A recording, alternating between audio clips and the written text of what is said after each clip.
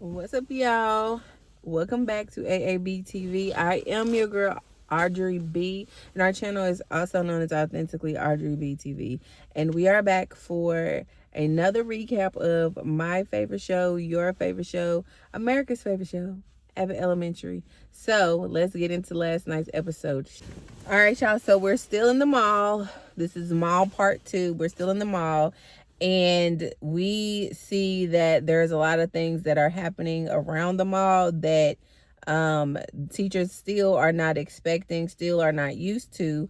There is a huge Ben Franklin scary statue that comes down every hour, and it for however long it's been happening, it scares Janine's class.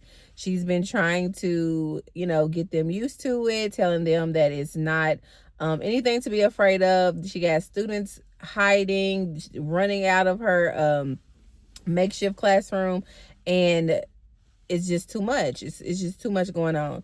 While all of that is going on, parents are starting to be concerned about when the school is going to get back opened, and when the kids are going to be able to go back, what's happening with the lunches, what's happening with the buses.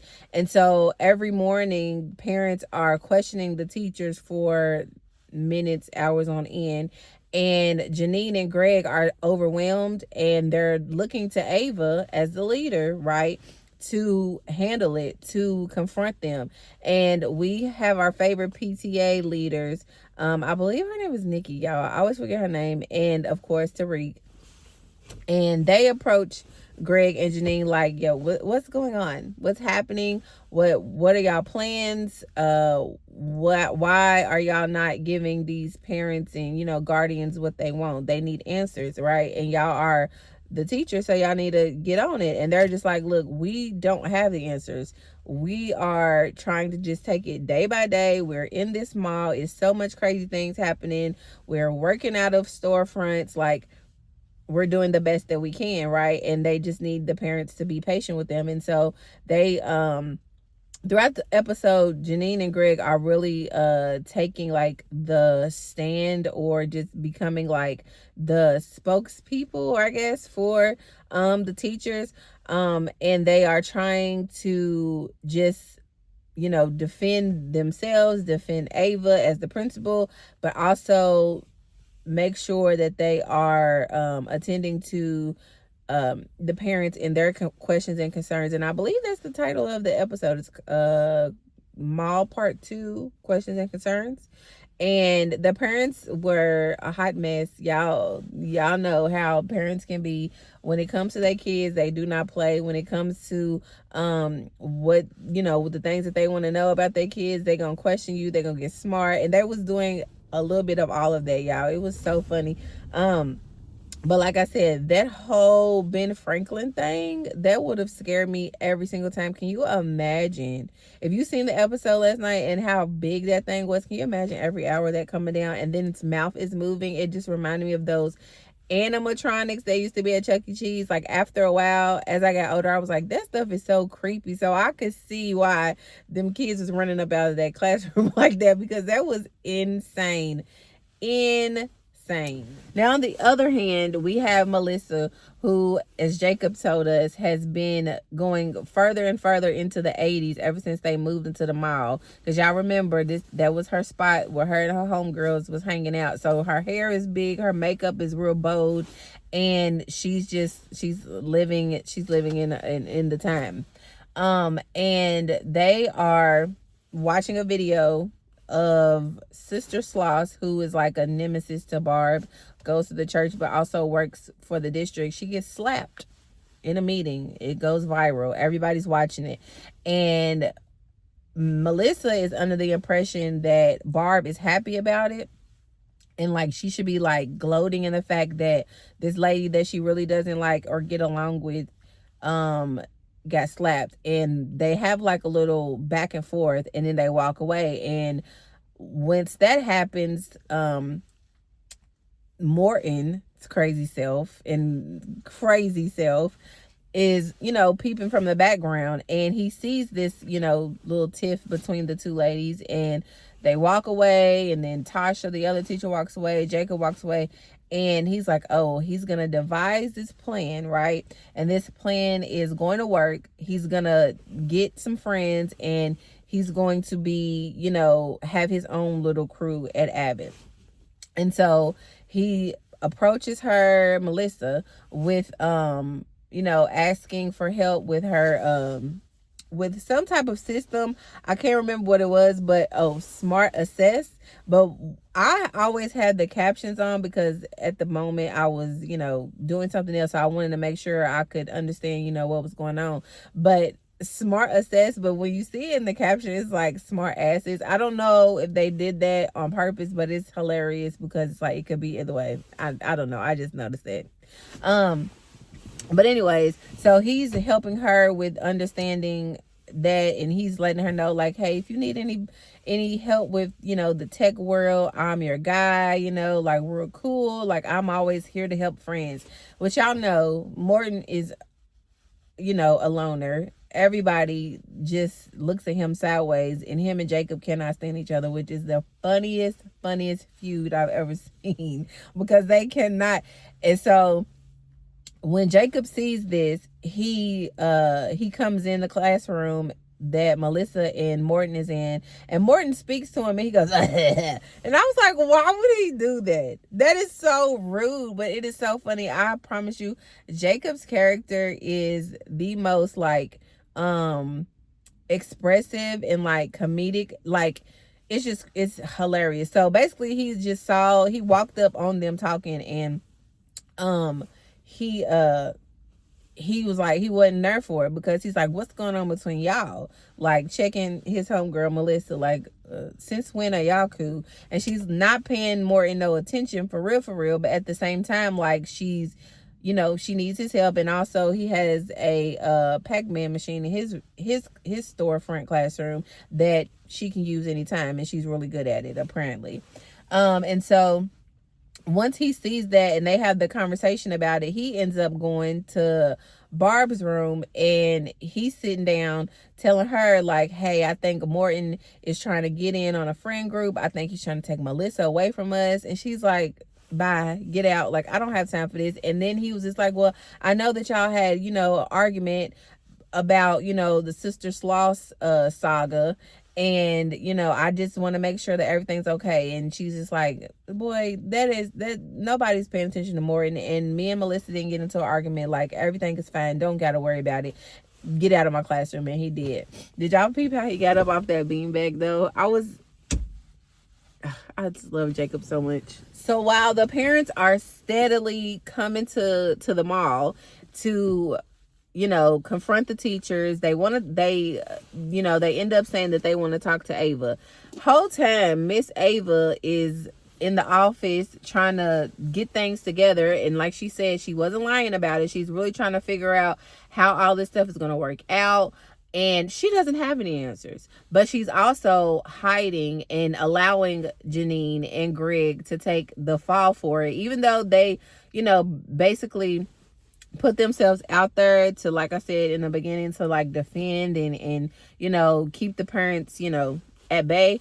She's allowing them to take the fall for it. And they're like, no, we want to talk to the principal. Like, where is Ava? Where is Ava? So Janine and Greg, they want her to basically, stand up and do what she's supposed to do. Meanwhile, she's got Mr. Johnson acting like Daya, because y'all remember Daya gave her the middle finger, was like, I'm taking my vacation. I'm out of here. And he's just trying to get his Daya impression together. Like, Mr. Johnson's another one that is off his rocker. But she says she's trying her hardest to do what she needs to do. They can handle it. But then she ends up coming up with this idea where she turns her AI into Ava, or however you say it.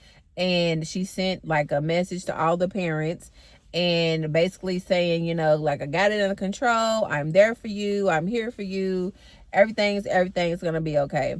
Meanwhile, Tariq and the other leader of the PTA is not having it.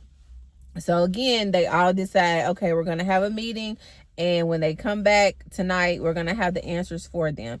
And they did not. So they're asking like, why don't the kids getting the lunches, and what's going on with the buses, and when are they gonna go back to the school? Why y'all putting y'all thumbs up?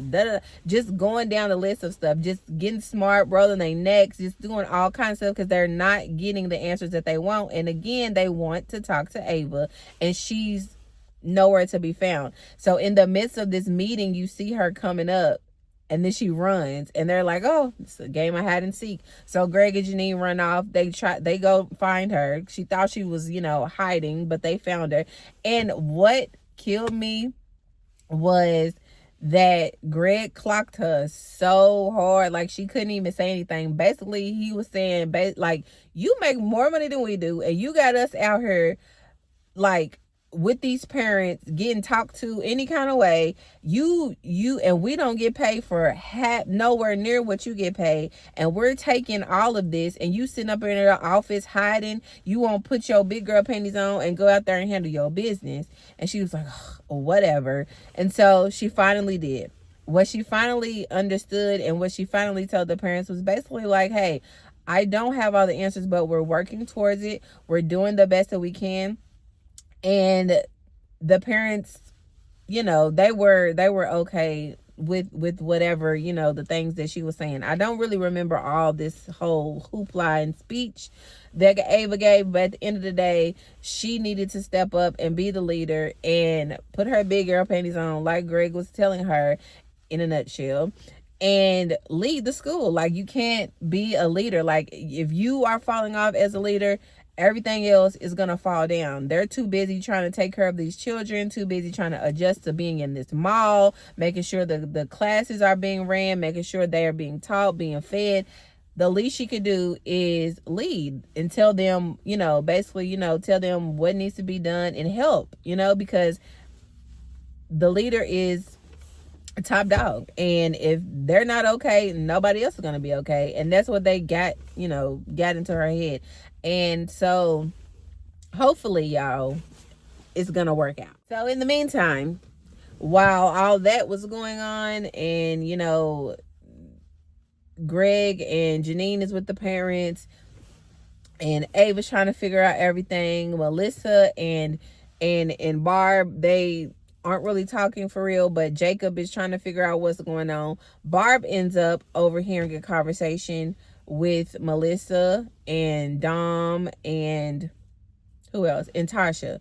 And they were in the middle of playing Pac-Man with Morton. And, like I said, Melissa's really good at it, and she beat them again. So they wanted to hang out later on in the day and do trivia, and so she agreed to it. And that's the conversation that Barb overheard. And so she ended up running to Jacob, like, we're gonna go to whatever the name, Schumacher, somebody, and we're gonna go to the trivia night. And she didn't tell Jacob right then and there why she wanted to go to trivia night with them, but he assumed that it was because he wanted to that she wanted to hang with him and, just have their time together. And he was super excited and kept going on and on and on about it.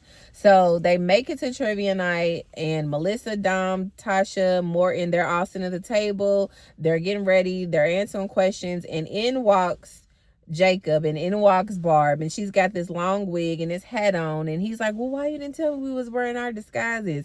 And she's like, look, we didn't come here for trivia, we came here to spy. And he assumed that it was her husband, so he's like, I'll kill him, I'll do like, again, just doing the most. But it was so funny. And she's like, boy, no, like, Melissa. So they sit right at the booth, and I'm like, yeah, they had the menus up over their faces, but when they sit down, the people can't see the side view, the profile of your face. Like, I don't know, y'all. But anyways, they must have not just been as observant as I guess I would be in that moment. So they're, like I said, that table is playing the trivia game and stuff. And then Morton makes this comment about Jacob. And like I said, they don't get along. And then, Jacob and Melissa are still roommates. And so they have their like brotherly, sisterly relationship where they rag on each other, but they love each other still. And so he made a comment about Jacob, and then Melissa jumped up and was like, getting on him, getting with him. Like, basically, like, you can't talk about my friends. Like, I don't care what goes on between us, even with Jacob. But you're not going to talk about them. Only person going to talk about them is me. And I'm going to defend my friends to the end. And they jump up from the table, scaring everybody because they didn't realize they were there. And Melissa and was just like, what are y'all doing here? And Barb was excited, like, I knew you had our back. I knew you didn't want to I knew you wasn't really gonna be his friend. And Jacob basically clocked Morton because he was just like, only like basically telling him like his plan to get a friend, you know, failed, and only a genius could get away with something like that. But you're not a genius, so duh, of course it wouldn't work. And then Morton was just looking at him like, oh. And he was like, yeah, that was my plan. Like, he's so like goofy and corny to me. But his character, I'm glad that he's like in the episodes more and more and more. Like, he's becoming a regular. And then Dom was just like, look, I ain't trying to be no friend group. He invited me talking about he gonna buy me a drink. This man bought me some water. I had to buy my own drink. Tasha was just like, hey, I like trivia. So Morgan was like, man.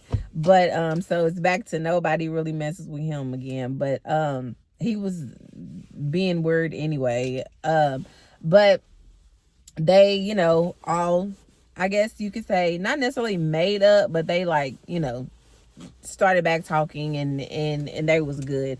And at the end of the episode, Janine said that they have found the control for the Ben Franklin head that keeps coming up and down. Mr. Johnson found it, and so she and her class came to the balcony. They were looking down, and the Ben Franklin thing came, and then boop, fell down, broke apart. And she was like, he's dead. He'll never hurt us again. And everybody was cheering and happy. So she no longer has that distraction. She no longer has to worry about kids being afraid every hour on the hour when this big old, and I mean huge head comes down. Like, I don't know what mall space that is, because it has to truly be a real abandoned mall, because it's just too big. And if it's not, shout out to the set designers, because it looked like one, but I think that it is. And if that's something that really was in a mall, why? Because that is ugly and scary as heck. Like I said, them animatronics, like, ew. But like I said, this episode had a bunch of like funny comedic moments as usual. Greg looking into the camera, Janine saying little quirky goofy stuff, Jacob and his expressions and his conversations, Melissa and her tough girl, Barb and her ways. It's just like it's just gold. It's comedic gold. I love it. As I used to say all the time, I wish the episodes were longer, but you know, it makes us want more every week. So this was episode 10. I think they have a 3-parter when it comes to like this mall situation, like them getting used to the mall. So I think next week will be mall part 3. Not sure what the rest of the title is. And y'all, I truly like, I love it. Like, this season 5 is spreading its wings, and it's like coming out of the scenery of the school, and it's just like, I just am like so proud of them for like continuing to grow as a show. And I saw something where this might have been the episode, or maybe it's the next one, but Tyler, who plays Greg, he directed the episode. So that's pretty dope too. So yeah, y'all, that's pretty much my synopsis, my recap of last night's episode. If I don't think that I missed anything, y'all, it has been a long day. I've gone to the doctor, I've been at work, and that was a rough couple of hours at work. So if I miss anything, I do apologize. I feel like I just get to rambling, and I just pick out parts that like really stick out, you know, not too specific, but specific enough to make sure that you rewatch or that you watch it. I have found out that a lot of people have just been sleeping on Abbott Elementary and have not realized how good of a show it is. And I'm so glad that they're learning and they're watching from season 1 and they're catching up all the way to season 5, because this show is just a chef's kiss to me. I love it. I love it. I love it. And I love you guys. So thank you guys for always rocking with me every week. Thank y'all for watching. I appreciate you. I appreciate you. I do. I do. I do. I'm going to go in here and get this homework done. Y'all, I'm back in the studio. So I will see y'all next week.